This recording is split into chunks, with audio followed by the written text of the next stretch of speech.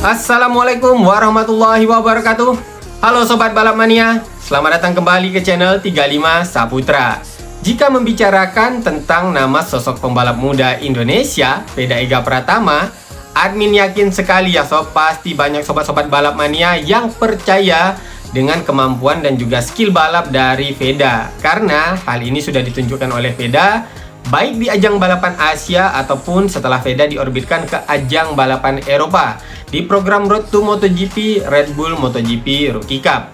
Di ajang balapan Asia sendiri ya sob, Veda mengikuti dua ajang balapan sekaligus. Yang pertama di ajang balapan program Road to MotoGP Asia Talent Cup. Nah, di Asia Talent Cup sendiri Veda menggunakan motor prototype yaitu Honda NSF 250R. Sedangkan di satu lagi ajang balapan Asia ya sob, yaitu di Asia Road Racing Championship, Veda menggunakan motor produksi massal berkapasitas 250cc yaitu Honda CBR 250R di tahun 2024. Nah, Veda yang pada saat balapan di Asia ya sob, bisa dikatakan Veda tampil mendominasi di ajang balapan Asia Talent Cup sebagai pembalap yang cukup muda, pembalap yang cukup junior lah kalau kita bilang ya sob, di ajang balapan Asia Talent Cup. Tetapi Veda bisa mendominasi senior-seniornya yang sudah terlebih dahulu balapan di Asia Talent Cup.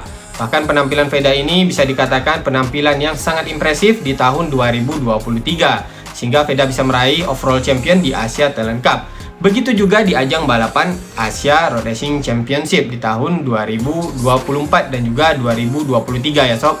Nah, kalau di tahun 2023 Veda itu balapan di Asia Road Racing Championship menggunakan Honda CBR 250R, tetapi balapannya itu tidak full series karena Veda harus fokus balapan di program Road to MotoGP Asia Talent Cup.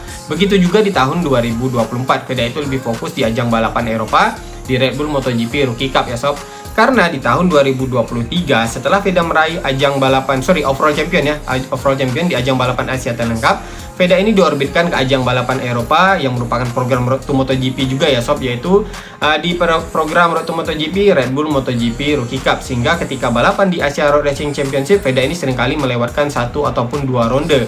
Tetapi walaupun Veda melewatkan satu ataupun dua ronde di kelas Asia Production 250cc pada saat itu ya sob, Veda sudah bisa menunjukkan dominasinya melawan pembalap-pembalap yang senior. Nah, lagi-lagi sob, Veda ini pembalap yang cukup junior di kelas tersebut bisa mendominasi dan juga menunjukkan kemampuannya untuk mengalahkan pembalap-pembalap senior yang jauh berpengalaman yang memiliki jam terbang lebih tinggi daripada Veda. Nah, ini artinya memang satu, Veda memiliki kemampuan balapan yang memang sudah diasah. Yang keduanya, Veda memiliki kemampuan ataupun bakat alami yang memang sudah ada sejak Veda lahir untuk ajang balapan sendiri ya sob. Karena seperti yang sobat-sobat balap mania ketahui, Veda memang ini terlahir dari keluarga yang kental dengan nuansa balap.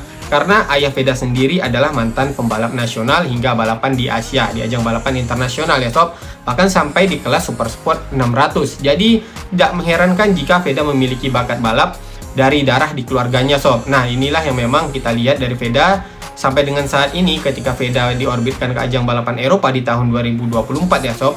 Walaupun pada saat itu musim perdana Veda balapan di ajang tersebut, tetapi Veda bisa tampil secara impresif menggunakan motor yang sama sekali Veda belum pernah balapan dengan motor ini sob. Karena Veda ini adalah pembalap binaan dari Honda, jadi sudah terbiasa dengan motor spesifikasi Honda tentunya. Tetapi ketika diorbitkan ke ajang balapan Eropa, menghadapi sirkuit-sirkuit yang belum pernah Veda balapan sama sekali, kemudian menggunakan motor juga yang belum pernah Veda balapan sama sekali ya sob, tetapi Veda sudah bisa tampil impresif di tahun perdananya dan masuk di posisi 10 besar di klasmen akhirnya pada penampilan Veda di musim perdana ajang balapan Eropa program Road to MotoGP Red Bull MotoGP Rookie Cup. Ternyata sob, tetapi walaupun ya banyak yang percaya dengan skill dan juga kemampuan Veda yang sudah ditunjukkannya di ajang balapan Asia ataupun ajang balapan Eropa, namun masih saja ada yang meragukan Veda. Tetapi bukan meragukan skill ataupun kemampuan Veda. Nah, lantas apa saja yang diragukan dari Veda ini ya sob, sampai ada beberapa pihak yang masih ragu dengan Veda. Dan kalau menurut pendapat admin ya sob, bukan skill ataupun kemampuan Veda yang mereka ragukan, melainkan karena Veda masih menggunakan motor Honda, motor dari sayap tunggal ya sob, di ajang balapan Junior GP di tahun 2025 ini sob. Karena di tahun 2025 ini Veda semakin dekat ke ajang balapan Grand Prix. Veda akan balapan di ajang balapan Junior GP di kelas Moto3-nya, tetapi untuk level Eropa ya sob. Untuk motornya sendiri itu spesifikasinya lebih kurang sama dengan motor yang digunakan pada kelas Moto3 di ajang balapan Grand Prix. Nah, disinilah akhirnya timbul keraguan terhadap Veda. Karena di ajang Junior GP sendiri, Veda nantinya akan melawan pembalap-pembalap dari pabrikan lain ya sob. Tetapi kalau untuk pabrikan yang ikut di ajang balapan Junior GP di kelas Moto3-nya, memang ada sih beberapa merek brand lainnya ya sob. Tetapi kalau admin lihat sebenarnya itu adalah motor produksi dari KTM. Jadi bisa dikatakan untuk ajang balapan Junior GP di kelas Moto3-nya hanya ada dua pabrikan ya sob, yaitu ada Honda menggunakan Honda NSF 250 RW, kemudian ada KTM yang menggunakan KTM RC 250 GP. Walaupun ada CF Moto ataupun Husqvarna, tetapi sama saja motor dari produk tersebut ya sob adalah motor buatan dari KTM, hanya brandnya saja yang berbeda. Nah, untuk Veda sendiri karena menggunakan motor Honda ini akhirnya banyak yang meragukan kalau Veda akan bisa bersaing dengan pembalap-pembalap yang menggunakan motor dari KTM ataupun pembalap-pembalap yang menggunakan mesin KTM. Kenapa diragukan ya sob? Karena Honda sampai dengan saat ini memang kita melihat dari ajang balapan Grand Prix di kelas utamanya hinggalah ke kelas feeder di kelas Moto3, Honda memang masih terlihat agak sedikit kesulitan. Tetapi kembali lagi sob, ini adalah kelas pembinaan menggunakan motor prototype yang mungkin untuk dari segi regulasinya ya sob, untuk melakukan upgrade itu cukup ketat, tidak seperti di kelas yang lebih tinggi lagi. Tetapi di kelas feeder ini, di kelas pembinaan menggunakan motor Moto3, walaupun brand ataupun mereknya beda, tetapi sudah disetarakan secara regulasi. Oleh karena itu kalau menurut admin, walaupun Veda menggunakan Honda dan akan melawan pembalap-pembalap yang menggunakan KTM, tetapi secara spesifikasi lebih kurang sama, apalagi ini di kelas pembinaan. Oleh karena itu menurut admin, Veda akan mampu untuk bisa mengimbangi ataupun mengalahkan pembalap-pembalap lainnya yang menggunakan motor KTM.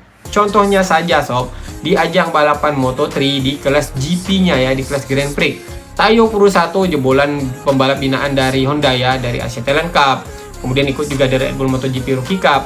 Tetapi di kelas tersebut, di kelas Moto3, kita melihat Taiyo Furusato sebenarnya bisa bersaing dengan pembalap-pembalap lainnya yang menggunakan KTM. Jadi kalau bisa disimpulkan untuk kelas ini, di kelas feeder, sebenarnya lebih diutamakan itu adalah skill dan juga kemampuan pembalapnya. Karena nantinya pembalap ini akan dinilai juga ya sob untuk bisa naik ke level yang lebih tinggi. Jadi semisalnya pembalap tersebut diberikan motor yang lebih kencang, tetapi mereka ini juara karena motornya kencang, bukan karena kemampuan skill ataupun karena memang kemampuan dirinya sendiri ya sob, maksud admin. Nah, tentu saja nanti ketika mereka naik level ke kelas yang lebih tinggi, mereka akan kesulitan. Dan ini memang sudah terjadi oleh beberapa pembalap ya, dari beberapa pembalap yang level up dari kelas Moto3 kemudian ke kelas Moto2. Kita melihat bahkan juara dunia sekalipun meraih gelar juara dunia di kelas Moto3, tetapi di kelas Moto2 bisa saja mereka kesulitan.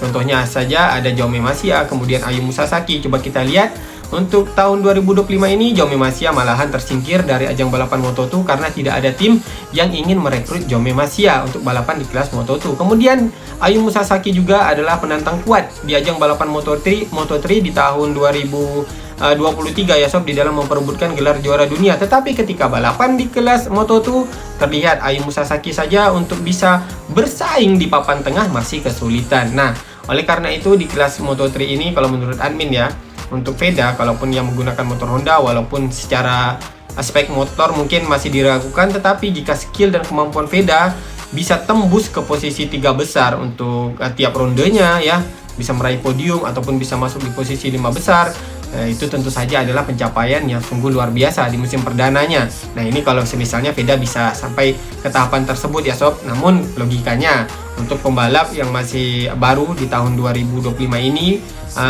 balapan di kelas Junior GP, di kelas Moto3-nya, tentu saja target Veda setidaknya lah ya sob bisa masuk 10 besar terlebih dahulu, itu sudah cukup baik. Nah, namun kita tidak tahu nanti apa yang akan terjadi pada saat balapannya. Bisa saja Veda akan bisa mendapatkan hasil yang lebih baik lagi. Oke sob, jika hanya ngobrol saja mungkin sobat-sobat balap mania masih belum yakin ya kenapa admin katakan Honda bisa bersaing melawan pabrikan KTM, VEDA, dan juga kolaborasinya bersama dengan Honda NSF 250R. Honda NSF 250RW ya, karena untuk Moto3 akan menggunakan Honda NSF 250RW.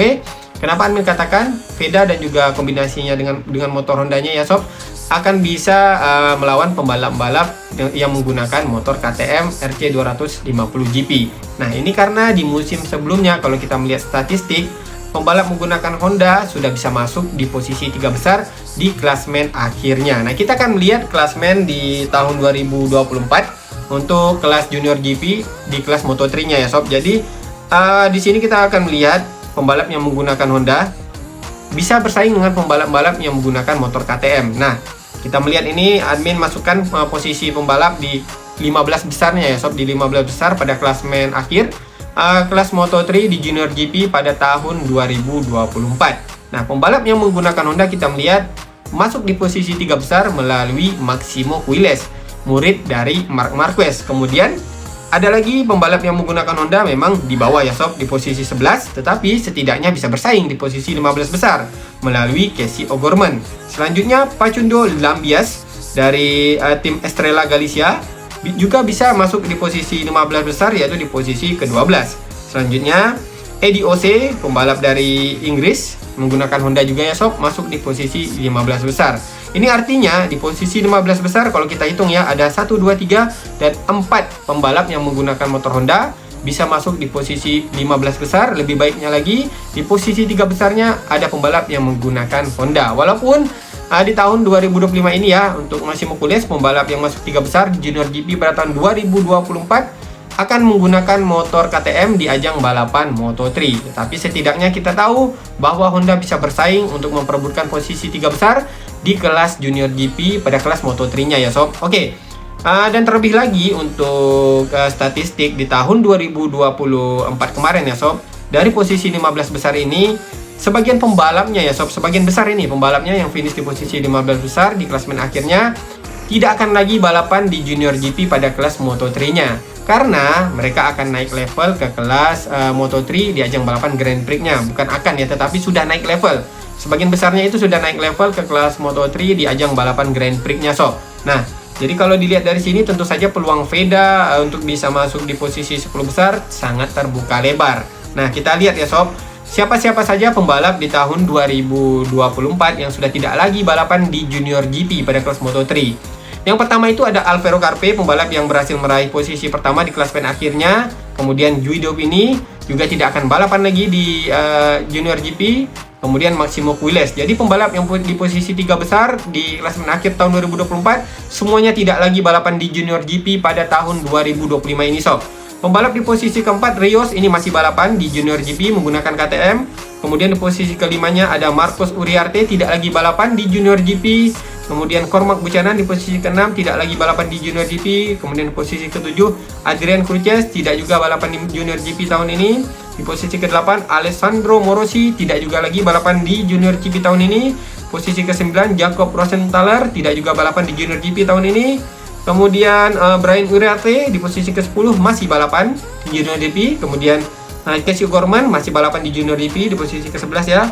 Posisi ke-12 Facundo Lambias tidak lagi balapan di Junior GP. Posisi ke-13-nya Rico Salmela masih balapan di Junior GP tahun ini sob.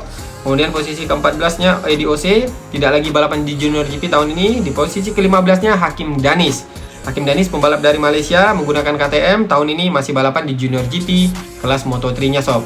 Nah, berarti dari posisi 15 besar ini hanya 5 pembalap saja sob yang masih balapan di Junior GP pada tahun 2025 ini. Sedangkan 10 pembalapnya di tahun 2024 kemarin ya sob tidak lagi balapan di Junior GP pada tahun 2025 ini sob. Dan lebih bagusnya lagi ya sob, kalau kita melihat di posisi 15 itu ada Hakim Danis, pembalap dari Malaysia. Tentu saja dengan adanya Hakim Danis, pembalap dari Asia Tenggara yang masuk di posisi 15 besar, tentu saja membuat peluang VEDA sebagai salah satu pembalap dari Asia Tenggara juga ya sob, yang akan balapan di Junior GP pada tahun ini sangat terbuka lebar untuk bisa masuk di posisi 15 besar. Harapan admin sih bisa masuk di posisi 10 besar ya sob di klasmen akhirnya. Karena tadi kalau kita melihat statistiknya sudah banyak ini pembalap di kelas Junior GP-nya yang masuk di posisi 15 besar sudah tidak lagi balapan di ajang balapan Junior GP pada tahun 2025 ini sob. Jadi kita doakan saja ya sob, kalau untuk Veda walaupun dia menggunakan motor Honda, namun secara kemampuan dan skill